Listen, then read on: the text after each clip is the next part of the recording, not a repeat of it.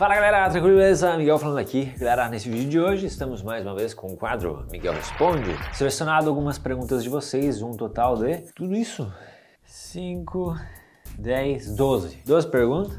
Bastante pergunta, né? É sim. Pra gente responder hoje. Se aprendeu alguma coisa nova, também não esquece de retribuir, dá esse like e se inscreve para mais vídeos, mais quadros Miguel Responde e mais perguntas. Tu pode perguntar também, vai que eu te respondo aí em vídeo também. Só depende de você. Vamos lá.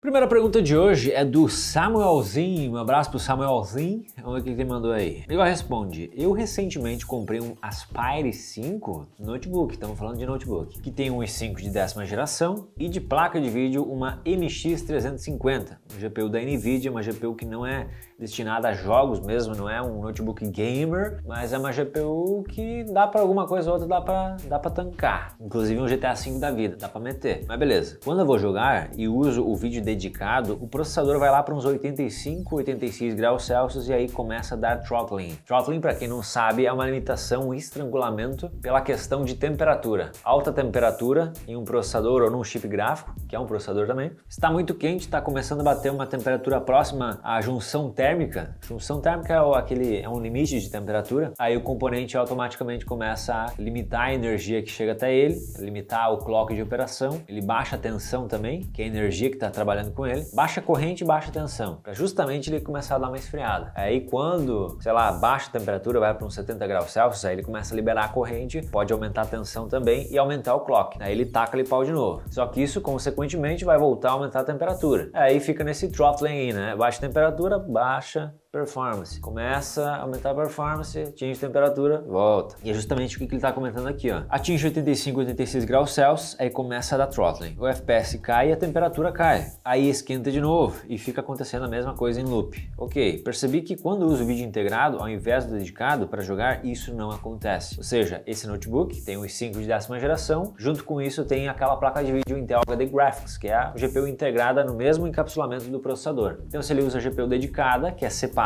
é um outro chip na placa-mãe do notebook, ele nota esse aumento de temperatura. Mas quando ele usa a Intel HD Graphics para jogar, ele já não tem esse problema. Ok, desde que ele chegou e joguei nele pela primeira vez, acontece isso. O que você me indica fazer para resolver? Edit. Vi outras pessoas com esse mesmo problema nesse mesmo modelo fazendo o undervolt. Só que o problema é que perde a garantia, então não quero arriscar, porque vai que né. Ó galera, quando ele usa a GPU integrada, que é a Intel HD Graphics, é uma GPU mais fraca e ela tá dentro do processador. Essa GPU mais fraca, consequentemente, vai render menos FPS no jogo que ele tá jogando e isso vai fazer com que a performance geral do notebook caia. Uma GPU mais forte, ela vai render mais FPS e ela faz com que o processador também consiga render mais performance. Agora, se eu tiver uma placa de vídeo e o limitador é ela começa a cortar a performance do CPU e o processador, nesse caso um i5 de 10ª geração, teria mais desempenho para dar mais performance, só que a GPU não ajuda. Então essa HD Graphics da Intel fica 100% de uso e faz com que o i5 caia a performance. Aí ele faz o que? Ele não esquenta. Ele não esquenta porque a GPU tá lá trancando, não deixa o negócio trabalhar mais e consequentemente vai acontecer de não esquentar que nem se fosse usar essa MX 350. O que dá para fazer? Esse undervolt é um dos processos, mas nesses processadores de 10ª geração Intel aí, esses undervolt não me parece ser tão eficiente quanto as gerações mais antigas, 9ª geração, 8ª, 7ª geração de processadores de notebook, falando da Intel. Tu tá preso nessa questão de garantia que tu tá falando também, eu diria fazer uma troca de pasta térmica, mas pelo jeito tu comprou há pouco tempo, né? Pelo jeito que tu descreveu, então trocar a pasta térmica já agora recém-novinho, meio chato também. Parada chata. Talvez tu fazer isso aqui, ó, usar um notebook com uma base, ou na verdade só usar ele um pouquinho mais elevado. Muita gente diz que só elevar um pouco o notebook para deixar com que o ar entre melhor na parte de baixo já ajuda bastante na temperatura. Vale o teste, né? É de graça, meu. Testa aí, usa um dia aí com um notebook um pouco mais elevado. Ou se não, dá para realmente comprar algum outro equipamento. Tem uns fãs que a gente acopla na lateral do notebook, que vai na saída de ar do notebook. Aí tem um fan blower e esse fan ele suga, né? Ele puxa o ar para justamente diminuir a temperatura do do notebook. É um adicional que tu coloca no notebook, não vai fazer nenhuma alteração na tensão do processador, não vai abrir ele, não vai fazer nada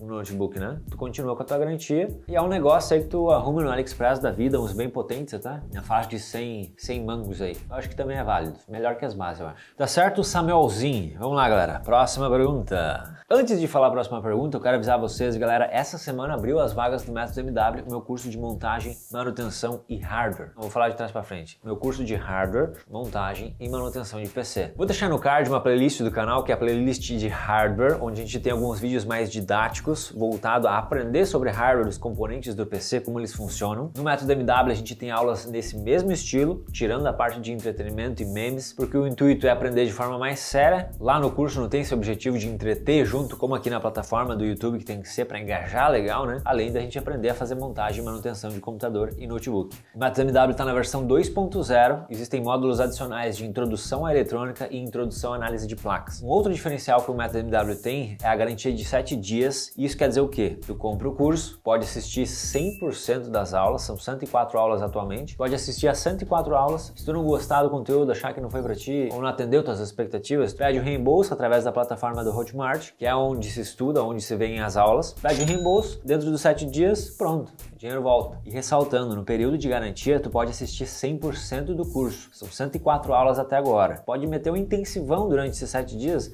olhar tudo se tu quiser, e depois pedir reembolso. Eu posso estar saindo perdendo, e ter botado meu tempo ali, tu assistir e eu não ganhar nada. Mas eu tô simplesmente apostando e confiando no conteúdo que eu fiz e continuo fazendo. Então tem interesse em aprender mais e se tornar uma pessoa independente em relação a computadores e parar de depender de assistências, poder fazer a própria manutenção do teu equipamento, da tua máquina, ou escolar um extra também, ou tu prestar serviço, pode ser também. Primeiro link da descrição, confere aí. Aproveita, galera, as vagas sempre encerram rápido. Às vezes lançam a DMW, o cara não conseguiu pegar, daí fica uns 2 meses pedindo, até que abre turma nova, vai em tempo. Então aproveita aí, muito obrigado, é isso, aviso. Próxima pergunta é dele, o Bruno Silva. Vamos ver o que o Bruno falou. Salve aí pro Bruno. Miguel, manda salve pra Curitiba. Salve pra Curitiba. Paraná. Salve para Paraná. O que você está achando das notícias das novas placas de vídeo da Intel? Acho que vai bater de frente com a AMD e Nvidia? E no vídeo integrado? Veremos desempenho do vídeo integrado Intel bater de frente contra a da AMD? Hashtag Miguel responde. Olha, gostei da pergunta. Sobre as GPUs da Intel, vai bater de frente? No âmbito de GPUs de entrada e intermediárias, acredito que sim. Eu não estou esperançoso assim, não estou em hype nenhum, não acho que talvez venha com um preço muito arrebatador, até porque essas GPUs aí, a gente tinha visto que elas tinham limitações em uso em plataforma, né? Ou seja, em usar as GPUs com placas-mãe Intel, então aí já limitaria, e não só em plataforma Intel, como de algumas gerações para cima, gerações mais novas. Teve uma informação dessa, não sei com outros modelos, outros lançamentos que vão ter, se isso realmente vai se concretizar. Aí já fica ruim, né? Porque já corta metade das coisas, o que a placa de vídeo vai servir. Imagina a GPU PCI Express, que tem que ser universal com PCI Express, mas não funciona com tudo que é PCI Express, não tem nada a ver. No vídeo integrado eu acredito que sim, vai bater de frente com as Vega, que a gente tem nos Ryzen hoje, né? E os novos CPUs aí que vieram com essas Iris Xe. No vídeo integrado eu não vou ter muita esperança também, mas acredito que vai ficar bem mais parelho sim, venha fazer bem mais sentido versus essas Vegas integradas que a gente tem nos Ryzen, né? Mas tem que esperar lançar, né? Vamos ver. Próxima pergunta é do Esquilo. Salve pro Esquilo. Não lembro se você já fez um vídeo sobre isso, mas usar muitos dispositivos USB no notebook pode atrapalhar no desempenho? Miguel responde. Não vai. Dispositivo USB que tu vai conectar no teu notebook, todos eles têm alimentação de 5 volts, é a tensão que opera no USB. Perder desempenho não, vai sugar mais bateria, né? Vai acabar a bateria mais rápido, vai botar um celular carregar ou transferir arquivos, esse USB vai estar carregando o celular, então vai desgastar mais rápido a tua bateria, e com isso consumindo mais bateria, tu vai ter que talvez ajustar lá um modo economia de energia do notebook, e aí, consequentemente, ele cai o desempenho, né? Porque tu colocou nesse modo de economia de energia, mas não que realmente vá perder uma performance porque justamente tem um treco no USB, isso não. Próxima pergunta é do Padoca RTX, hein? Ray Tracing Only, RTX On pra ele. Miguel, esses dias fui dar uma passada no AliExpress para comprar umas memórias e me deparei com memórias que teoricamente só funcionariam em processadores AMD ou Intel. Realmente tem alguma diferença entre elas ou é tudo a mesma coisa? Eu vi isso aí também. Na verdade, se tem bastante tempo nesses anúncios. Vocês podem lá ver a memória DDR3, aí tu vai ver for Intel, for AMD. É destinado lá quando tu Por exemplo, tem um produto lá, tu escolhe a cor do produto, né? Tem lá para marcar. Na memória da DR3 tem lá a frequência dela e tem ainda para Intel ou para AMD. E tu não pode misturar nas plataformas. Isso é verídico mesmo. Acho que na plataforma da DR2 também tem essa divisa. Não aconselho muito a comprar aquele tipo de memória ali, porque já te limita um tanto, né? Em hardware que tu pode utilizar. Não sei se a diferença de preço chega a compensar essa limitação, que é uma limitação bem grande, né? Eu não cheguei a pesquisar tão a fundo o porquê em si, eu até dei uma pincelada no assunto. Aparentemente é em relação aos controladores de memória presentes nos processadores, é presente na plataforma, né, Intel ou AMD, em relação a os bancos, os chips de memória que tem nesses módulos de memória que estão comercializando. Cada módulo de memória tem vários chipzinhos, né? Esses chipzinhos têm lá densidade, sei lá, de 256 megabytes ou 512 megabytes, e todos eles somados vão dar 2 GB do módulo de memória ou 4 GB, enfim. Dentro de cada chip, a gente tem toda uma estrutura de bancos, uma organização, e é toda essa microestrutura interna que se comunica diretamente com o controlador de memória do processador. Então, aparentemente, é uma incompatibilidade justamente disso. E por isso que não tem muito que tu brincar ali de tentar usar um em outro. Não tem muita escapatória. Resumindo tudo, não é a mesma coisa. Não é tudo a mesma coisa. Próxima pergunta vai para o Pro Knight, primo do Fortnite. Rapaduns. Mano. Eu respondi, agora que o GeForce Now no Brasil já abriu as betas e chega no máximo a 40 milissegundos, latência ele tá falando, o ping, na minha nem bateu os 20 milissegundos, de uns amigos chegou a 40. Você acha que ainda vale a pena comprar um PC Gamer?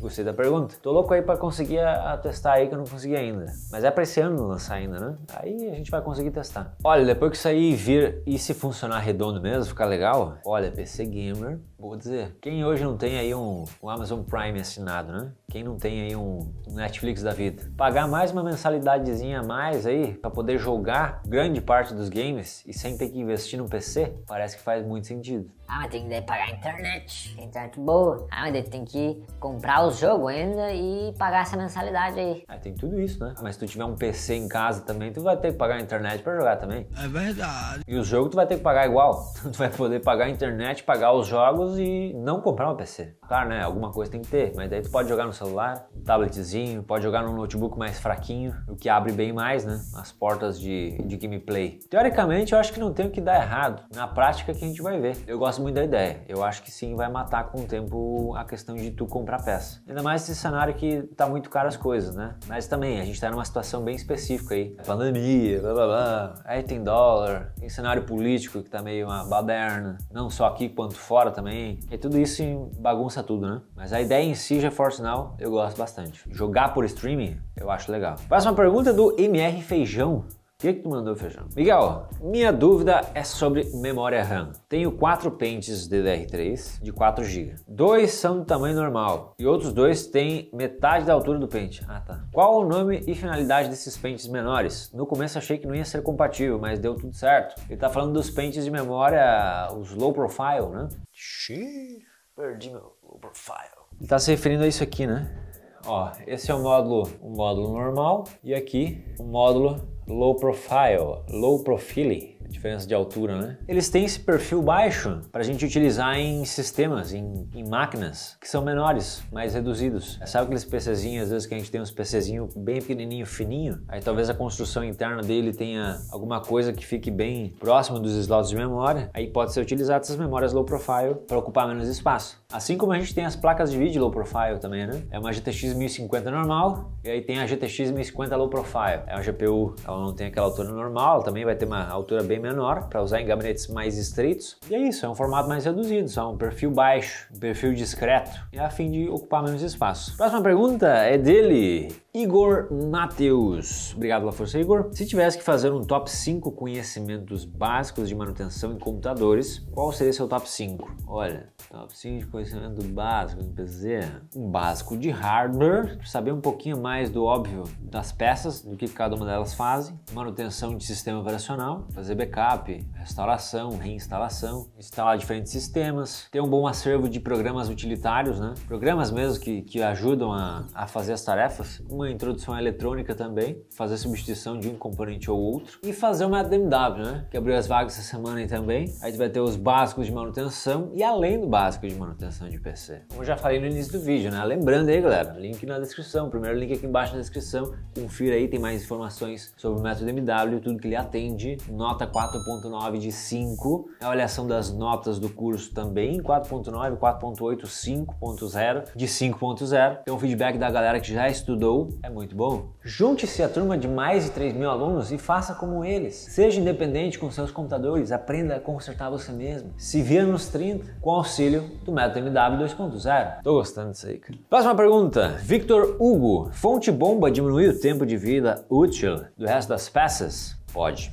sim. Se for utilizar uma fonte de baixa qualidade em componentes de hardware que consomem bastante e principalmente usar essa fonte de baixa qualidade com hardware que pega limites em 100% de carga que essa fonte entrega, vamos dizer uma fonte bomba de 400 watts. E daí eu utilizo peças lá, um processador somado com a GPU, somado com a placa-mãe, módulos de memória, tudo isso some os 400 watts de consumo. Provavelmente a eficiência dessa fonte não é das melhores e ela vai esquentar mais para entregar esses 400 watts, vai ter um ripple, é a oscilação das tensões bem alto, e esse ruído vai entrar nos componentes e vai fazer com que os circuitos desses componentes tenham que se adaptar a esse fornecimento de energia que já está mais ou menos. Então esses componentes internos da GPU, da placa-mãe, vão trabalhar em faixas de operação recebendo energia mais ou menos. Com isso aí eles vão trabalhar mais ou menos, também vai entregar ruído lá para a placa de vídeo ou para o processador. E isso vai impactar em ter ruído de alimentação no processador e na GPU também. Nas memórias, olha só, essa aqui é uma GPU que a gente vai ver aí uns vídeos pra frente, tá? E aí não tá dando vídeo. A gente tem uma série de conversões, uma série de fontes chaveadas, assim como a fonte de alimentação do PC, a gente tem fontes chaveadas nos componentes também, na placa de vídeo, placa-mãe, etc.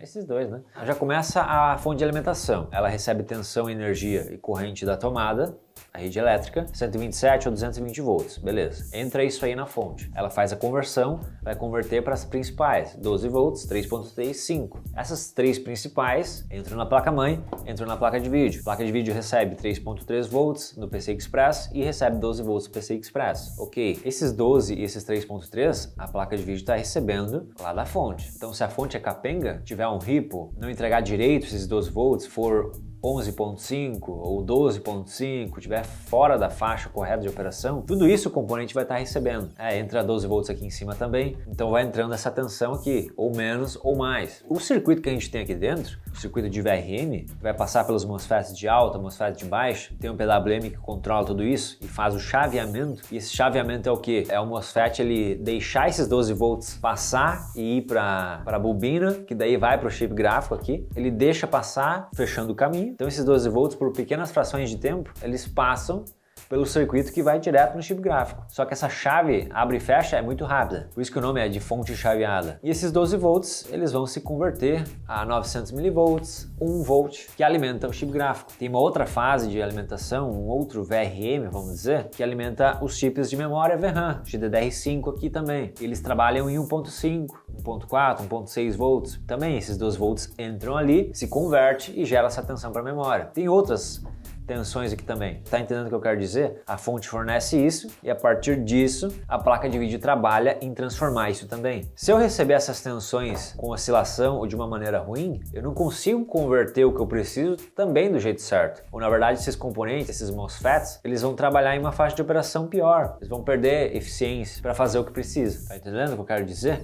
Para fazer uma coisa eu preciso de tal coisa. Uma analogia, deixa eu ver. Ó, não sei porque que eu peguei isso aqui de analogia, cara. Não faço ideia, cara. Eu não vou na academia, não vou nada. Assinei 1 ano de academia, fui 3 meses, o resto do tempo fui pingado, assim. Comecei indo 1 hora todo dia, terminei indo, ficando meia hora. E a meia hora passava, parecia que era 2. Dando graças a Deus que eu ia embora. Não vai dar não. Mas vamos pensar assim, ó. O cara quer ficar fortão, pá, quer hipertrofiar, quer ficar, né, trincado, quer virar um Goku da vida real. Aí ele vai querer tomar um suplemento, vai querer tomar um whey e outras coisas. Não entendo já também. Vamos dizer que ele vai lá fazer o exercício dele, ele quer tomar esse whey pra dar uma suplementada boa. E aí tem o suplemento piorzinho e tem os melhores. O suplemento pior vai ter mais carboidrato, vai ser meio piorzinho, vai ter tanta proteína. Então com esse material de baixa qualidade, não vai ser tão eficiente assim. Isso aqui que eu tenho, que não é tão eficiente, não vai servir para mim conseguir o que eu quero. Agora, se eu tiver um material, um suplemento melhor, maior qualidade, que me entrega o que eu realmente preciso, aí meu corpo vai conseguir fazer o que tem que fazer, de um jeito melhor. A leva a B. Se A não é muito bom, B não consegue ser bom também. Para ter B em nível ok, eu preciso do A em nível ok primeiro. Vou meter uma lógica matemática discreta no meio aí. Então tudo isso acontece também na placa-mãe. E a placa-mãe que recebe também essas tensões, né?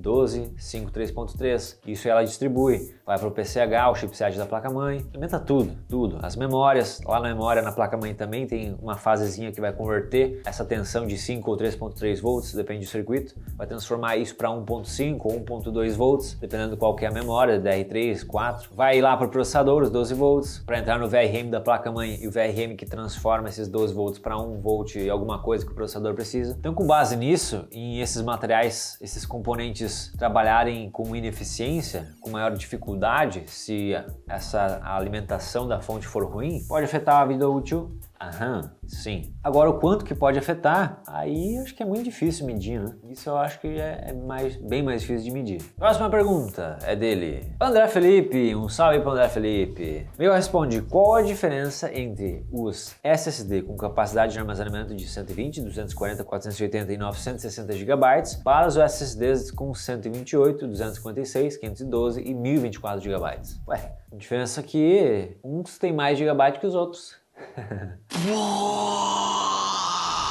Todo SSD ele vem com uma sobra de gigabytes incluído aí. Então não é essa quantidade que tem rotulada, não é redondamente essa quantidade. Tem uma pequena sobra para algumas células de armazenamento que podem morrer ou se desgastar mais cedo. Ele tem um espaço para dar uma realocada. E o SSD tem um espaço sobrando para realocar uma parte dessas células que podem ter um excesso de regravação. Então é basicamente os tipos de memória flash NAND que tem ali na construção que a somatória dá os tantos gigas aí. Próxima pergunta é do Kazuki. Obrigado aí pela força. Miguel responde, é uma dúvida bem boa e comum. É verdade que você precisa eliminar a estática antes de realizar alguma manutenção no hardware para não danificar componentes? Muita gente diz que sim, muita gente diz que não. Esse é um medo que acontece, que existe de mais tempos assim, porque era algo que acontecia com o hardware, com o PC mais antigamente. Era algo mais recorrente mais nos primórdios, que as peças, os componentes não tinham uma proteção contra a estática. O que hoje já é bem difícil de acontecer. Assim, na minha experiência, mexendo com PC e hardware toda hora, por alguns anos já, eu quase falo que é um fantasma falar isso. Que encostar na peça por estática queimar. Quase que nem acreditar em Gasparzinho. Mas há anos atrás, em equipamentos mais antigos, isso sim acontecia. Mas de qualquer maneira, se tu tem a dúvida assim, ó, tá com o pé atrás, pá, mas vou estragar se eu botar a mão, só faz o seguinte, vai assim, ó, parede de alvenaria, material, pode ser na parede mesmo. Vai, bota tua mão, 1, 2, 3, pronto. Descarregou, não tem mais energia estática. Tu encostou aqui na parede, a parede está encostada no chão, que é aterramento, e tu te neutralizou do excesso de elétrons que tu poderia ter. Se for caso de madeira, a parede de madeira, a madeira não vai conduzir, ela tem uma resistência. Aí tu tenta achar alguma peça de metal, um ferro exposto, um ferro sem pintura, uma carcaça de alguma peça de metal, vai lá e pau, encosta também. Aí tudo certo. Mexe ali, fica à vontade, pode mexer no teu PC, no teu notebook aí tranquilo. Próxima pergunta, Michel Furtado, obrigado pela força aí, Michel. Miguel, tem como explicar a diferença entre as memórias cache L1, L2 e L3 do processador? Abraços. Valeu aí, Michel. Essas memórias, cache 1, L2, L3, a gente tem algumas diferenças também no cache L1, L2. Tem divisas entre cache L1, L2 de dados e cache L1, L2 de instruções.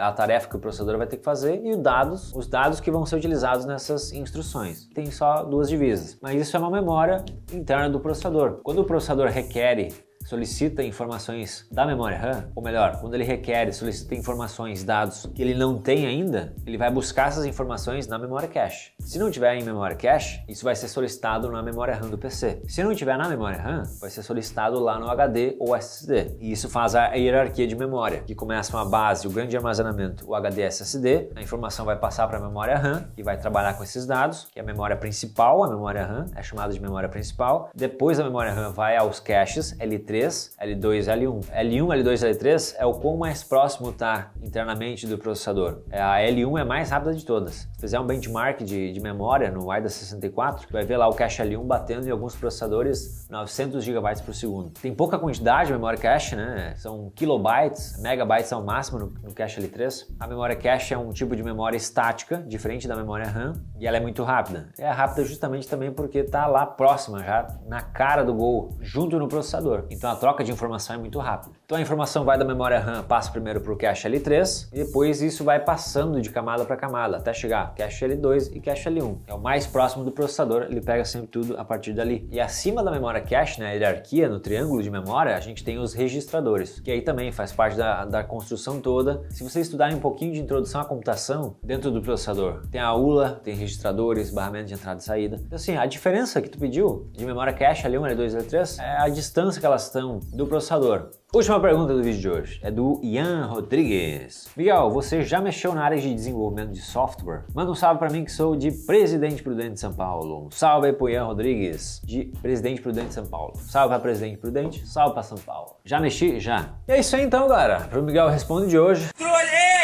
Já. Tinha um tempo que eu mexia mais com isso aí. Na época de faculdade também. Eu brincava mais com Delphi também numa época. Fazia uns programas de cadastro lá em Delphi. Teve uma época que eu era instrutor de informática em uma escola de informática. Ah, bom! Aí eu construía uns sisteminhas lá que eu utilizava, uns programinhas só eu utilizava pra mim, daí de cadastro de alunos, de turmas e tal. Aí eu brincava bastante com isso, eu gostava. É uma espécie de ERP eu fazia. Depois mais na faculdade. Mas depois disso aí eu comecei a puxar assim, gostava muito mais dessa parte de peça, assim, né? Então vai te direcionando mais à eletrônica, mais a trabalhar com hardware mesmo. Então, essa questão de programar mesmo, abrir linha de código, fazer as condições de programação, sempre tive muito jeito, uma boa lógica até de programação. As melhores notas que eu tinha na faculdade eram nas cadeiras de programação, mas depois disso não foi muito pra frente, não. Larguei de mão assim e se eu for pra escrever alguma coisa hoje, ixi, enferrujado que só, não sai um if direito. Brincadeira, né? Estuda, esquece tudo, não valeu de nada. Tá louco. Motivacional, nota 10. E é isso aí então, galera. Pro Miguel Responde de hoje, essas foram as perguntas. Espero que vocês tenham gostado. Se gostou, não esquece, deixa o like, se inscreve no canal e também confere as novas vagas do Método MW. Link na descrição. Vai aí. Já pensou tu não depender de assistência, tu poder mexer com o teu PC, do teu notebook e dizer, o problema é isso aqui, ó. Vou comprar peça, eu mesmo vou trocar, não vou deixar ninguém botar a mão aí e estragar mais nada. Com o Método MW, tu vai conseguir fazer isso, te tornar independente. Acessa aí e confere, fechou? Isso aí, galera, obrigado pela força, pela presença de sempre. Grande abraço, até o próximo vídeo, é isso aí, valeu!